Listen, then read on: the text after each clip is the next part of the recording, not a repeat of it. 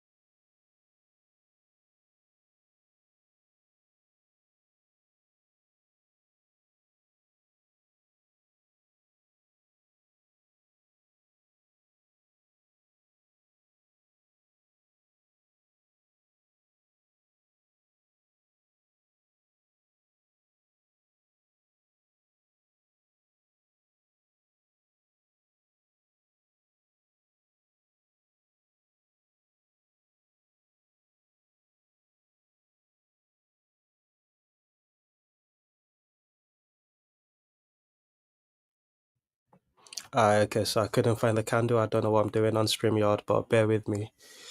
I'm gonna wait for someone from the House of Wood to join before I get going properly.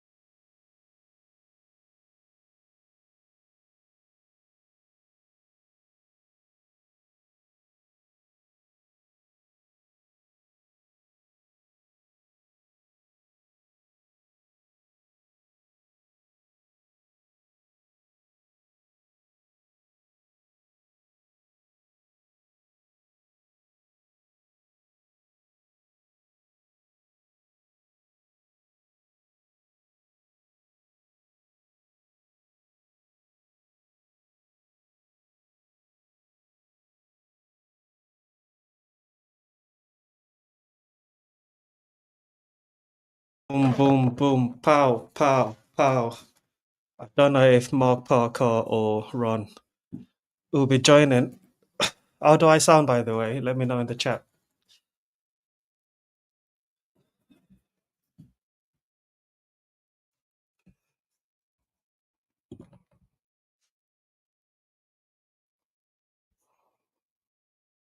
What's the sound saying?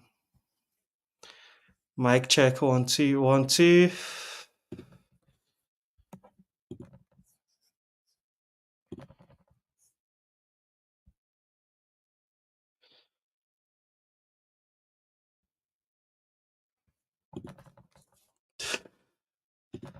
Lovely, jubbly, lovely. Boom, pow, pow, pow.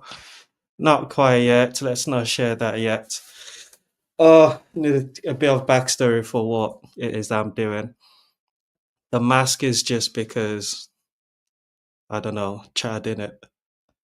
But so about a year ago, Lance sentenced me to Discord because he wanted to provide a space for people who don't want to be seen on screen but still want to get involved and play the TLC game.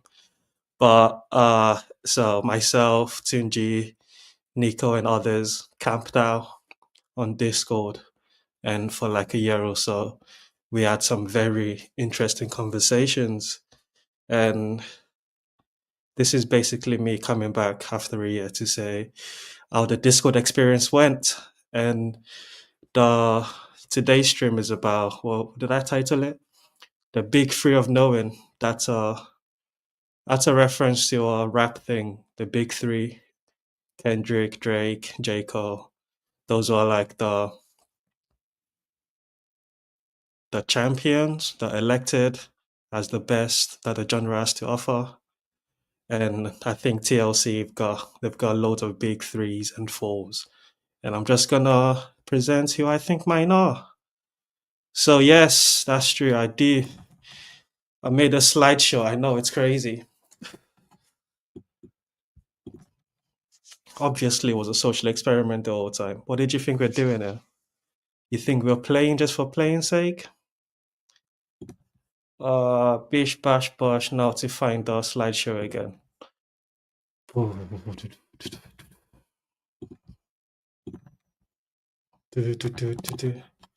Shout out to Matt C, who provided a lot of the Studio Ghibli illustrations that I've got on here.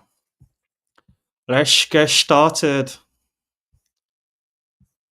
I know the VC crew are very excited to get this going. Boom, pow, boom, boom, pow. How should we know what we know? That's sort of where I'm at. So when I first stumbled into this little corner, there were loads of conversations going on, loads of crises being discussed. There was the meaning crisis, the authority crisis, but a big one was the sense making crisis. And that's this question: how should we know what we know? And yeah, all of these pictures, the institutions that fell, the media, the politics, the music, and the protests, the movies, everyone, all of the things, all of the ways in which we use, all of the mediums we use for sense making became not good. Yeah, the contemporary sense making tools were being stretched. And I think by 2020, everyone, even the most NPC person, would agree to this sentence. At worst, you're like, okay, things aren't as straightforward as they used to be. And at best, you are like, this is getting bad. So it's not just being stretched, but being stretched past their failure point, which is like, okay, I don't know if the sense making tools of my neighbors needs recalibrating or something, but we're not saying the same thing. The go dress, the trust the science, and yeah, what's a woman? Masks or no masks? That was the question of 2020. Blah blah blah blah blah blah. Answer man, no, it doesn't. Brexit means Brexit. You heard? Bish bash bosh. Now, I think this is what the TLC sort of came up, like basically agreed on, is the fact that the contemporary sense making tools are being stretched past their failure points, leading to a, this is the word I'm going to have to learn how to say, epistemological crisis of apocalyptic proportions. And apocalyptic is highlighted because I learned that means revealing, meaning new things are revealed in the when things come to an end. Tower of Babel, mean. Yeah, so given the urgency of the crisis, three contemporary TLC saints are going to be canonized. I should say canonized, but it doesn't. So, but it wouldn't be a rough draft for Sunday parody if there wasn't a typo and it's correct in midstream. But I ain't gonna do that. Before we get to who my big three of knowing are, there are loads and loads of honorable mentions. And I think the first group of people that should be honorable mentions are who I titled the anti-woke Avengers, and you can pick your favorite five anti-woke Avengers. These are mine. Who do I pick? Oh yeah, I've got Matt and Shane Secret Podcast. They bring the comedy for the Candace Owens because she's the GOAT. Fight me. Glenn Lowry, Black Excellence. Elon Musk, he's got the cash and the funniest man on the planet. He's part of my anti-woke Avengers, and the anti-woke Avengers are honorable mentions because one of the first sort of ways of making sense of what was going on was to call everything woke. So everything going bad can be called woke, and postmodern was another one that fits into that frame. And there's like 50 people that made a career out of letting us know that everything was woke, and that's the reason why nothing made sense. So yeah, pick your five. These are the ones I chose. I don't know what else. uh oh yeah, that's it. Those are the five that I chose for the honorable mentions of the anti-woke Avengers. And then next up is the big man himself, Jordan Peterson. Jordan Peterson was like he should be a big three given how influential he is. Every TLC origin story starts with the Peterson Peugeot pipeline. We'll get to Peugeot. But Peterson he kicked it all off, didn't he? He was arguing. Wait, what have I got here? Let's see. Yeah, he was the early front runner. His accolades include winning an argument against white women. He showed feminists that he took down two feminists and uh, a group of teenagers that were shouting in his face, dealt with them all, and became sort of an idol for a lot of people. But he didn't do, that's not all he did. Repopularizing Jungian thoughts. He did that. The different, what is it? Your shadow and all those stuff. Good stuff, good stuff. I wasn't there for it, but loads of people love Peterson. His psychological interpretation of Genesis. He gave us the best Canaan exegesis of why Cain and Abel fought and death and the Abraham series. Like I said, I wasn't there for all of this. So, all you Peterson warriors, you can tell me in the chat all of the other things that he did. But I do know it was very influential, extremely influential.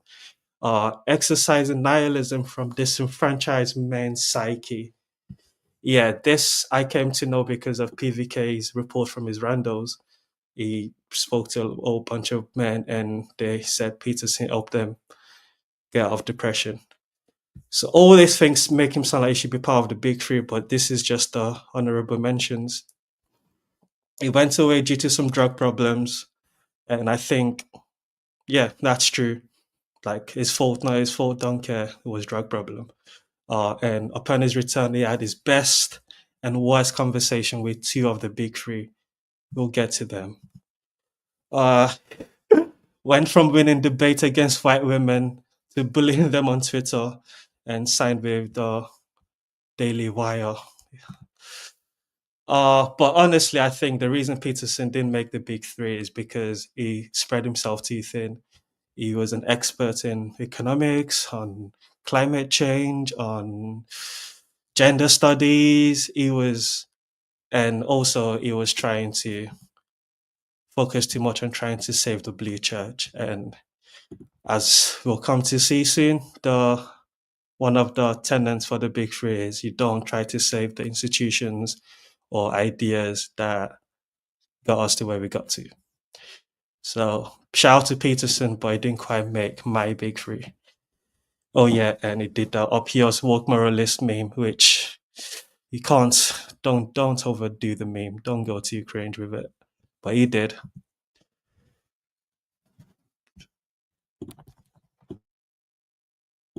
Excuse me.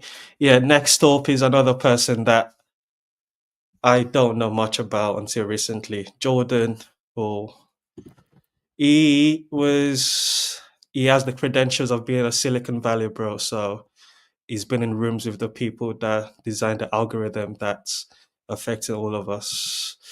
He provided the meta crisis and the blue church meme. And those, I don't know if he did the meta crisis one, but I was told he did the blue church one. And those two memes are memes that that definitely gets used a lot when talking about how we make sense of things. So credit to him for that. He speaks systematically about how and why there's a sense making crisis. So I've been told. There's a shout out to David from the Discord who I've spoken to about this, and he really likes Jordan and thinks he's the one that makes the most sense of anyone. But David's a very systematic thinker, so I've been told that it makes sense to people that think systematically, which is, I think, is just a nice way of calling someone autistic. But we move on. The game A, game B thing, another meme that I don't understand, but I know is definitely popular in the corner and gets used a lot.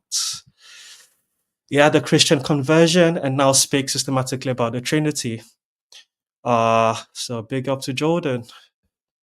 Next up is another honorable shout out to Tom Holland, who his Dominion book played a big role in how people conceive of Christianity. I think he set the groundwork for a lot of the conversation around what does it mean to be culturally Christian. So what have I got written down? Let's see. He, he beat Jordan Peterson to writing the Christianity is behind all of Western civilization book. Yeah, Jordan was about 3 or 4 years too late with his new book because I think Dominion basically makes the same case as Jordan Peterson does in his new book. Is The Rest is History podcast was PVK's favorite podcast for like 2 years straight. Yeah. If you were there for this era of PVK, every other video he'll tell you what his favorite podcast was. And give a shout out to Tom Holland. Ian Hersey Ali and many other new Christians guide him, give him partial credit for their conversation, for their conversions. That's not nothing, especially if you're a Christian. Yeah, literally I counted 1 in 3 PVK rough draft for Sundays include a Dominion book cover in the thumbnail. It's Its influence is there for the yeah, he provided framing that all culture wars are Christian civil wars, and I've heard that repeated many times in the corner, particularly by PVK and others as well. Unfortunately, he didn't write the book about the 60s. That could have propelled him to the big three because that would have given him he would have been able to add his name to the boomerality case against the boomers. That's came up twice. This guy, I don't know how to say his name, but he's the Prophelicity guy. If you guys went around for that as well, his ideas were quite influential. And I remember when he first popped on, PVK was like, "Oh, I remember this guy. Remember where I found his name? I think I've got a clip in there somewhere. Is this the clip?"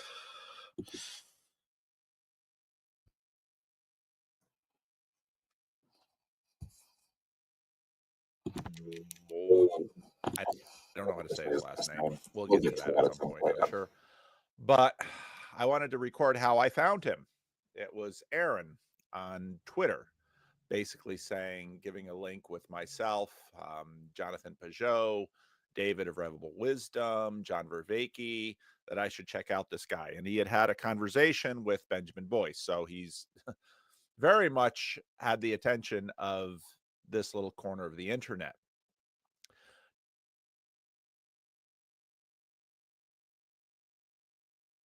Oh, I was muted.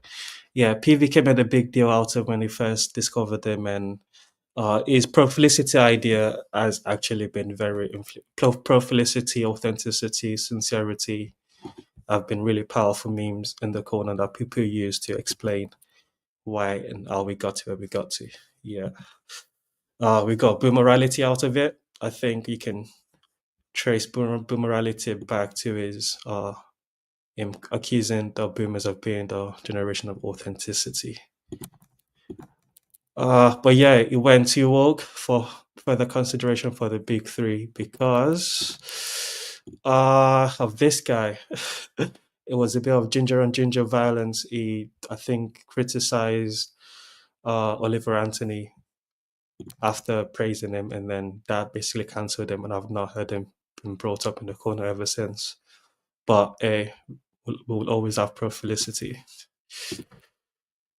Christine Hayes. Now, this is a throwback. If you know, you know, because this is like 3-4 years ago now. She was very big about. She spoke about why monotheism took over polytheism, and the idea of the meta divine realm, I think, has an influence on how we got PVK's what is it? Consciousness Congress meme. So this is not really a big. Uh, I don't think she's that important, but I like her work, so I give her a shout out. This is a big one. Matthew Peugeot. He's speaking of autistic. He basically wrote the autistic guide for understanding reality with his the language of creation book, which has been super influential. There are still book clubs going on Saturdays on the, I think it's Navigating Patterns channel on his book. So his ideas continue to get chewed on by the corner, and other people have internalized his ideas more than some. I think a lot of if you lean more orthodox and you prefer that way of accessing reality, then yeah, I think Matthew Peugeot would be your guy. And I think it was McMurdo that coined him the Protestant mystic, which I think is a fitting title for Matthew. Now we're up to the big guns. Griswold Grim.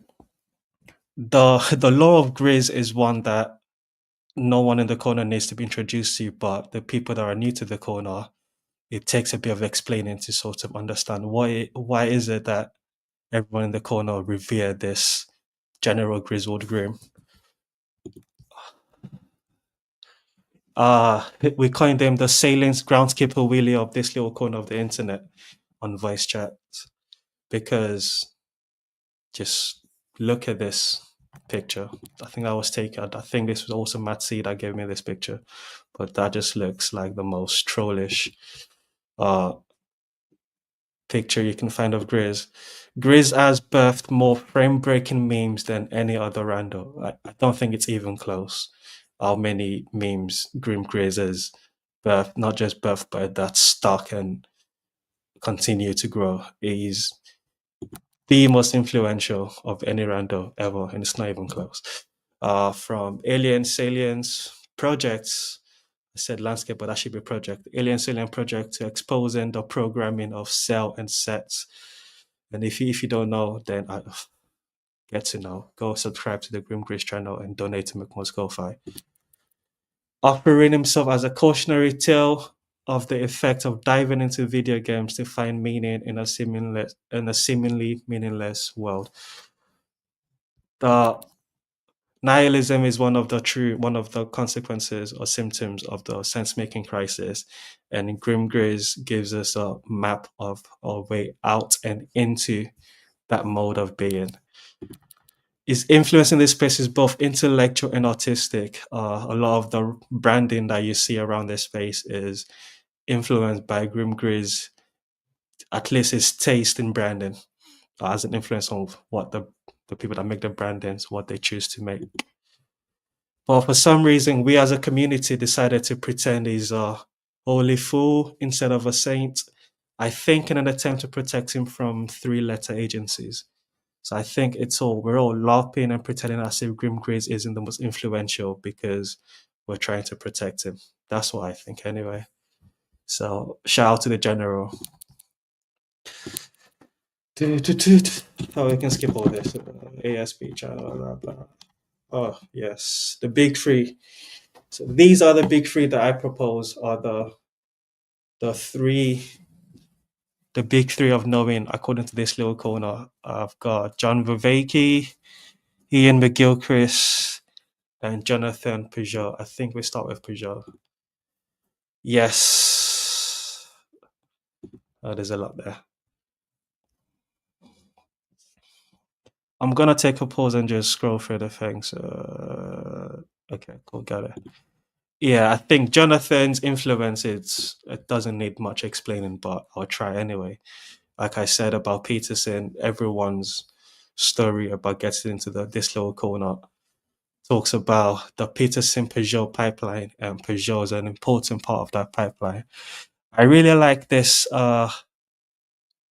sort of creed of Peugeot that this people in the voice chat helped me to come up with, which is that with Peugeotian epistemology, it believes that you can come into understanding of invisible truths through symbols, particularly the symbols revealed in stories.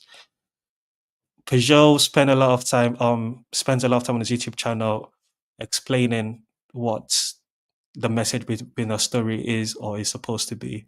I think he recently did a review of Snow White, the Disney version. He explains memes, can't forget the frog. His universal history, I think, provides a lot of people, has a lot of explanatory power to explain to a lot of people how it is that the Christian world, at least, is the way that it is, and what the rituals represent and the meaning behind the liturgy, all those stuff. Peugeot does.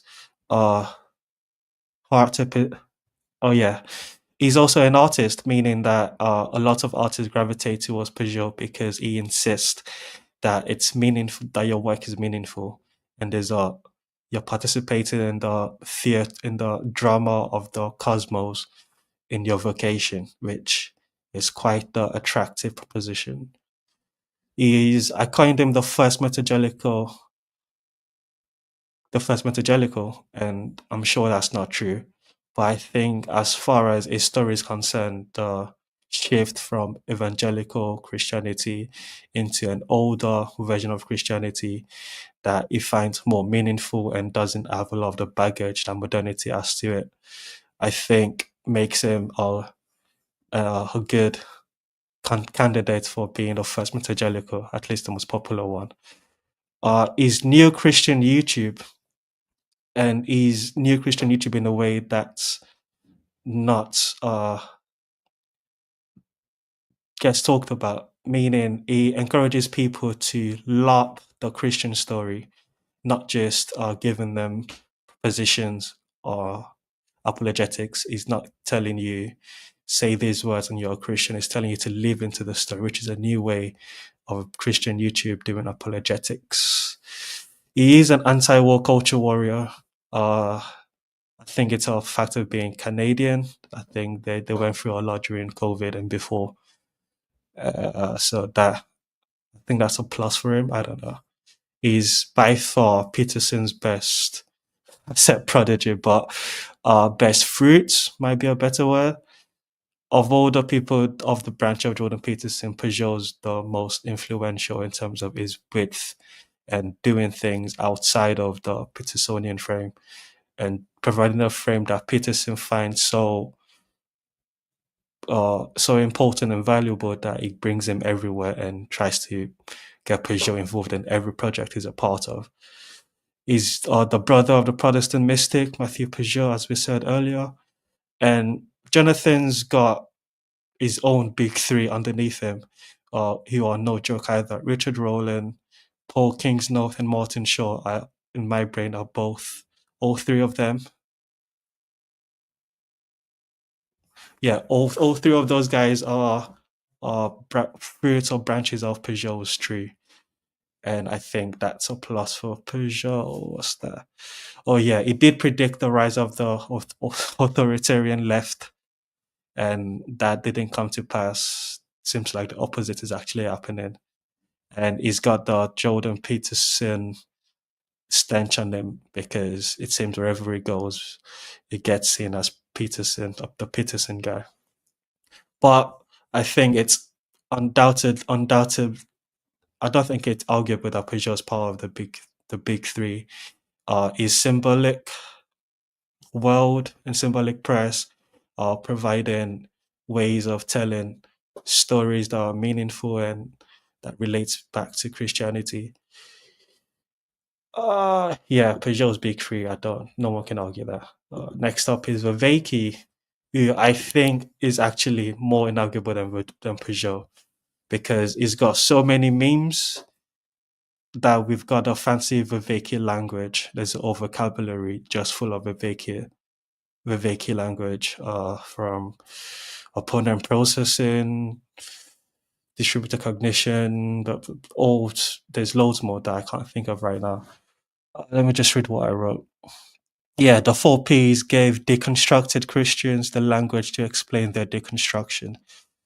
And I truly believe, I think from listening to a lot of uh, the way Christians that have gone through deconstruction, whether they're still in it or not, the language of the four Ps helps them to say that the propositional tyranny of doctrine forced upon them by the fundamentalist churches play a role in them deconstructing. His Meaning Crisis series is the most thorough presentation of how we got here. Yeah, whether you agree with it or not, he was certainly thorough with it. He linked in from philosophy, tried to bring in some of metaphysics, a bit of theology, the science, to tell us the story of how cognitive science got to where they got to.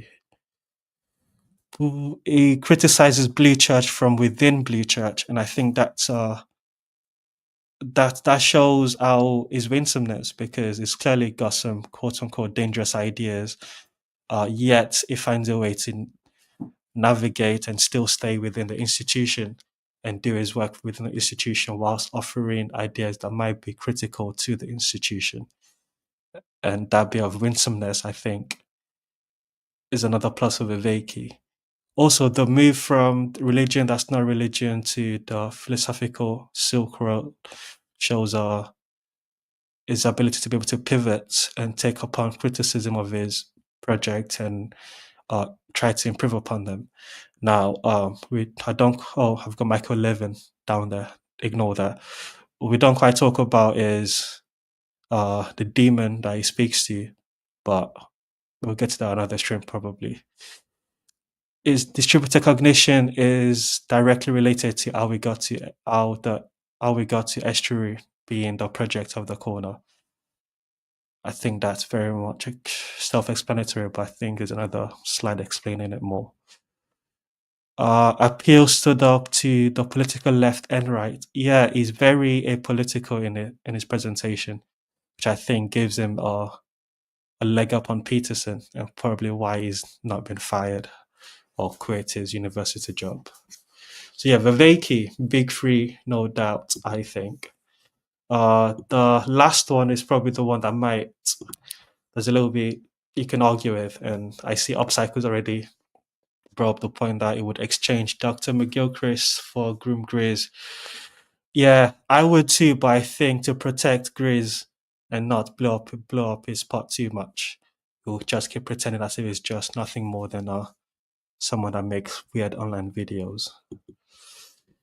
McGilchrist, however, I don't think there's any more popular meme used to explain how we know things than his left brain, right brain meme. That meme it's a powerful tool to build against modernity, Protestantism, anything that you don't like that can be traced back to modernity. You can just call. You can break down whether it's a result of a left brain thinking or right brain thinking, and that gets used a lot. So I think just frequency of meme usage alone, I think that brings Ian McGilchrist, gives him top three credentials. He provided the mystics with the scientific justification for their mystic stance. Yeah, the mystic leaning people, I think, find a lot of joy in Ian McGilchrist's work. A lot of like the quote unquote bitches that I know love McGilchrist and talk about the right brain understanding of things a lot. He has the Oxford credentials to back up his thesis. his work appeals to both political sides, same as Viveki. I actually think Ian McGilchrist appeals more to the left and the right, but both use his work to attack the opposition, the other side. He also criticizes Blue Church from within Blue Church, which I think is always a plus. Is very much team poetry over logic and team beauty over truth. Not that it doesn't think logic or truth are important, but it thinks they have been overemphasized by modernity. So yeah, Ian McGilchrist, big three contender. I know it's a little bit. It's not certain, but I think he's got a good case. So how do we know what we know now that we've got our big three? What did we? It's Paul Vanderklay, Jacob. That's his Under the Mask. Now that we know we've got the champions or the saints as I call them, what did they teach us and what did we put into practice from what we've learned from them? Randos is I think a big tool that this little corner used to do sense making. The scientific lens got pointed at people, corrupting our understanding of who a person is or is supposed to be. And I think that way of understanding a person as just nothing more than a bag of meat, or even worse, or a robot in some instances. I think that what's one of the reasons why Randos propped up. But a TLC way of understanding is as storied being rather than bags of meat. Therefore, randos or get encouraged to share their stories. Tell me about the place you grew up in. The power of the story way of knowing can be attributed to Jonathan's creed. You come into understanding of invincible truth through symbols, particularly the symbols revealed in stories.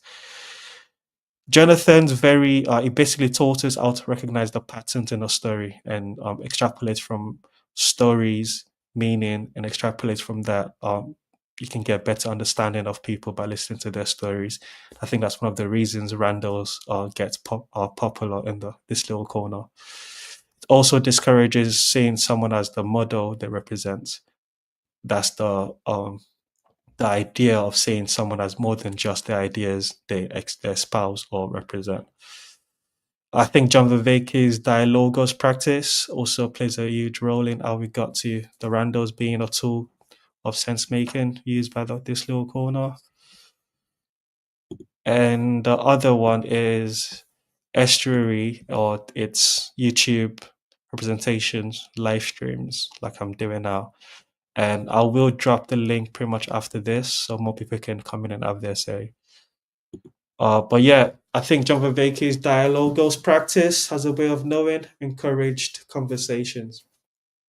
Is Vervaeke spoke a lot about the way of dialogue. I think he's got a whole course on how to have conversation, which you call dialogos, which is a way of speaking to someone and getting into the flow state with them, such that there's a deeper level of understanding from both people participating in the conversation. Sense making is a group project. I think for like 3 months straight, this was something PVK kept saying, and I think it's a spin of distributed cognition, which is a Viveki idea. Perspectival knowing encourages the diversity of opinions, hence we get excited when new people come on stream. If you remember when T Grog first showed his face, everyone was all jumping and excited, even though we know from his Iveman participation that he mostly disagrees with Christianity. We were still quite excited because we get to listen and get his story and learn his perspective. And I think that's something this corner encourages and celebrates due to some of the ideas that Viveki, Peugeot, and McGilchrist encourage.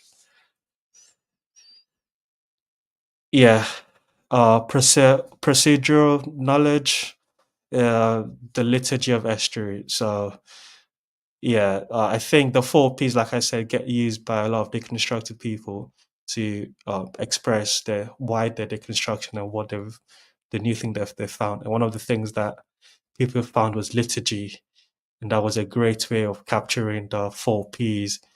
And yeah, people use that too.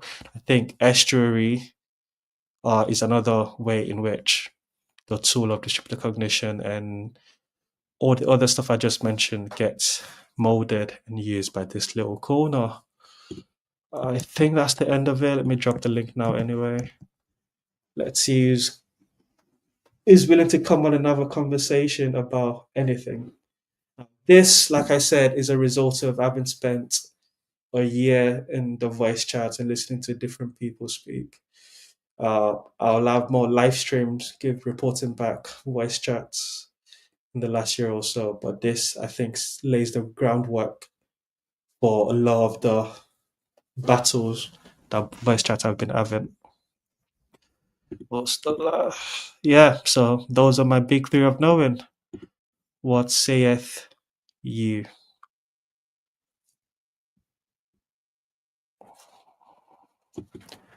Yeah, this is where I need a branding, but I don't have anything downloaded.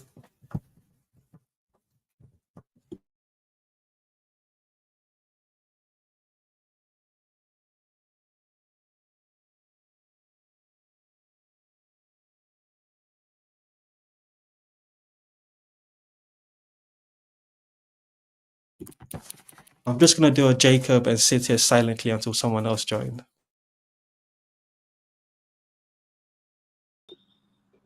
Oh, that What's didn't. up? I can't, McMoses, how are you doing, broski? my wife got me sick, Oh, so I can't stay long. Um, but I is really that liked your present. Go ahead. is it because you're sick that we didn't get a Saturday or Sunday cook up and chill stream? No, that was because I was in Savannah for a wedding. I was actually, yeah. So this past weekend I was at a wedding, and it was about half of my art school friends, really close friends when I went to art school, and then the other half of the people I knew there were like people who I'd worked with at the church or knew from the church that I got fired from. So it was really good. A lot of roommates too. It was a really good time. It was really encouraging. But I realized like my wife was really proud to for me to be able to talk to so many people about the fact that I found this cool internet community that's like perfect for me. Um, but what I realized is that hierarchies bind and blind, and so I no longer I've fallen out of practice. I've lost my chops of communicating with decent Christian folks. Because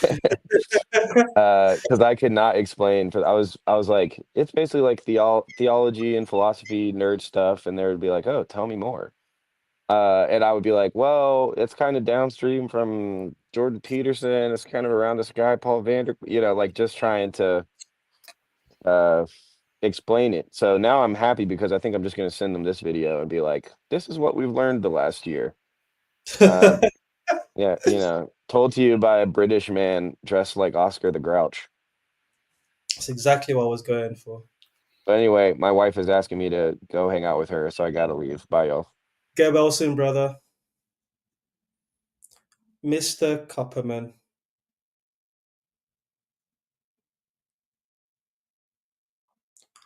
That was outstanding. Did you organize all that?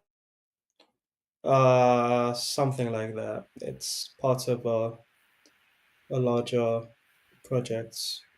Well, it's the first step. That was that was that was good. I mean, I wish I had something deeper to say, but it was like you broke down everything that I've heard for the past year and a half. And I'm like, oh wow, okay, yeah, and I was understanding all of it, and I'm like, oh wow, it was really well presented. So I want to just say good job. So I was impressed. Thank you, my friend.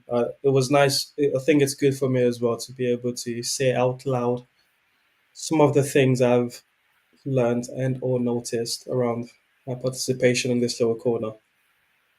And those three particularly, I think, have been very influential in the way I understand how I know what I know. Is that the Vervaeke's P's? Um,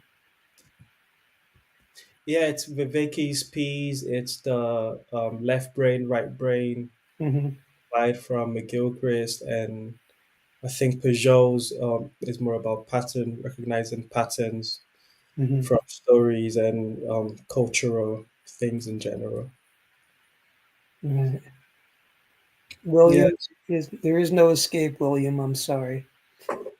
Um, what this is gonna it's kind of an open question, but like I've heard Chad once, he was in a conversation and this person asked what has this place done for you? And he made the comment after pausing, he goes, well, I think I'm a better listener now. yeah. I think that was with Mark Parker, wasn't it? On Ramp I'm Radio. okay. I'm not sure who it was with, but I remember the response. With me, I think, or I hope, maybe more critical thinking, applying it to spirituality, my spiritual life. That's just and hopefully listening more and better. What about you? Do you have like some nutshell things you could say? Oh yeah, this thing or that thing. I've changed or improved in or realized. Uh, I'm back in church. That's Um, that's something. I wasn't in church before. I wasn't attending church regularly before stumbling upon this little corner. So I'll give this TLC credit for that. And I think they've given me language or context to understand some of the cognitive dissonance I was experiencing. how did it help?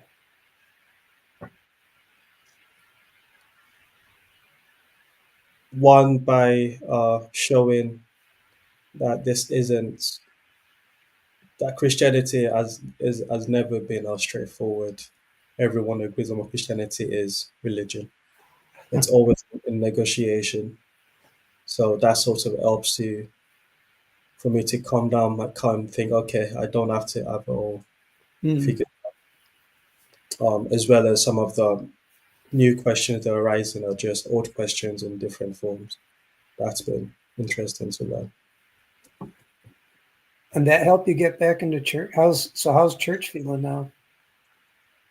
Oh, what helped me get back into church was God Himself exercising me of my pride and arrogance about what church should be. Oh, So once that got dealt with, I could sneak oh, back into church and hide and cry with the rest of them.